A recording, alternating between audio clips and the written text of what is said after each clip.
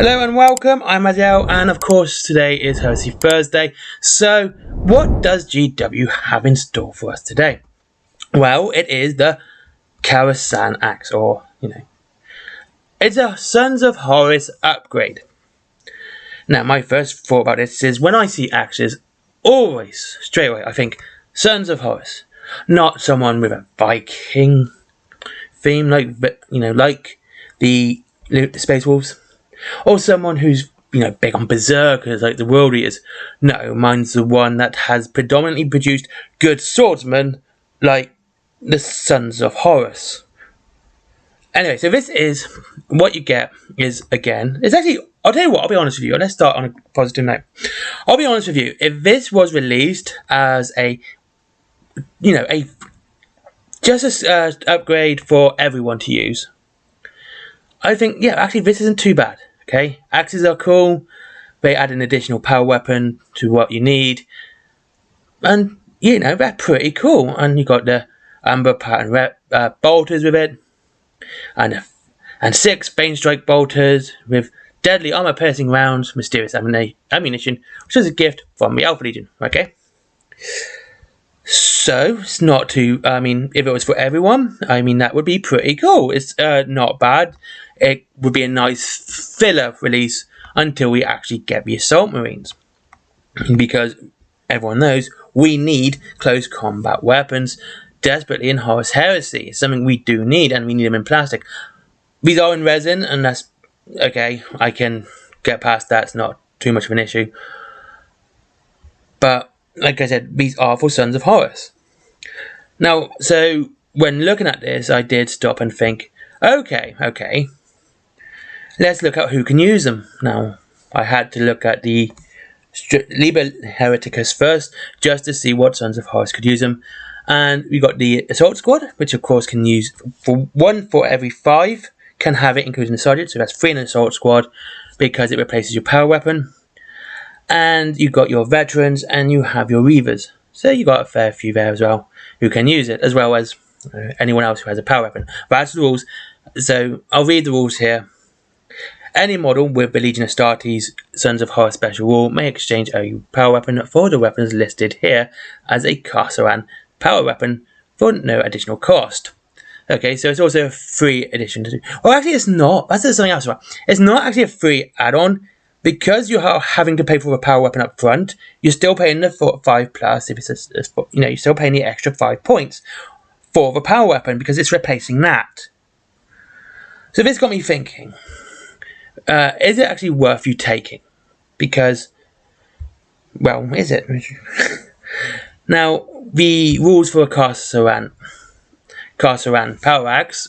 This is the first one, which is the one-handed one. It is a melee weapon, of course. It has a strength of the user, AP 3. It's breaching 5 plus, and it's a specialist weapon, which means at 5 plus it becomes AP 2. The Carceran Power Tabor is strength plus 1, AP 3, melee, again breaching 4 plus, so on a 4 plus it pretty much becomes an AP 2, and it's 2-handed, but it loses the specialist weapon rule. So, is it worth it? It's 5 points. If I was to get these, would I use them as Carceran power axes? And no, I wouldn't. I'd use them as power axes. I would pay the 5 points to use it as to get the power weapon and use it as a power axe. Now, why would I do that? First things first, it's because it's an AP 2 weapon straight away. So you're paying the 5 points anyway, and you're getting the extra AP. You're getting the extra AP on it. Top. On top of that, it's AP plus 1. It's a strength plus 1 weapon as well. So you're hitting a strength 5 rather than a strength 4. So you're straight away getting, you're getting a better weapon for the same amount of points. So I'd use these as just normal just normal power axes. The Tabor is a 2-handed weapon. And so that's it. And what he should have done, and this is what gets me, this is why I'm not a fan of this set, or this come out, it's because it is Sons of Horus only. If they wanted to use people to use Casaran power axes, they should have just made this a special, this as traitor only, so you could still have the the wicked look, but it would have everyone in who are traitors could use it. Okay, and so that's it. Everyone could use it, or make everyone use it. Like, just make this, Legion not neutral, but have it as a packet which every single Legion can use. And if you're collecting Sons of Horus, you could say, these are my Casaran axes. They look like it, and you can say, okay, fine, our axes are Casaran axes. Again, why would you do that? Because power axes are objectively better. And there you go. So what went wrong? I don't honestly know what went wrong. I can't understand this logic. I understand that when the spoiler came out, it was that was just a joke, because for my Blood Angels, if I wanted to make the spoilers, I would have literally just gone out and bought a Death Company box, because it would have been slightly more expensive. I'd have more Death Company for 40k, but then again, I would actually have all the bolt guns, bolt pistols, and chainsaws I'd need for Horus Heresy. And and I'd have an extra unit on top. And this could have been a good filler. This could have been a good filler release before the Assault Marines dropped. And that's what makes me kind of. This is what really confuses me. And why focus on another Sons of Horus release, especially something like this, especially an upgrade kit like this? What if they wanted to do these axes, and they could have just said, right, we're going to release a squad of Sons of Horus. They got the Casaran axes and the bolt guns, and that's it. So there you go. You have your bolt guns, you have your Casaran axes. There you go. Well, they're then releasing an upgrade. Releasing the upgrade is using up all the resources that could have been used for every Legion. So you would have sold more, and you would have been able to, not use up time and space for one Legion, but you'll be using it up for 18 Legions. Because there isn't 20, remember? Wink, wink. But there you go. This is just the thing that I was looking at. And it does seem a bit silly not to have this rules. I mean, why would you... I don't understand it. Why you would use Casaran axes over power axes.